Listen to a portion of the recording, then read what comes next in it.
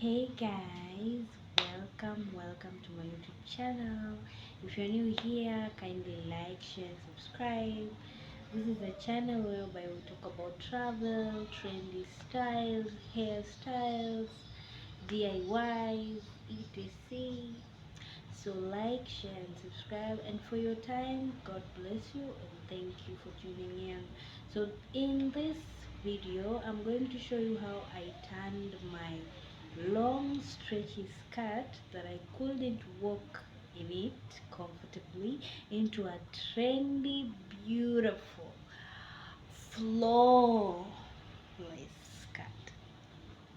So without much ado, let's get into the video.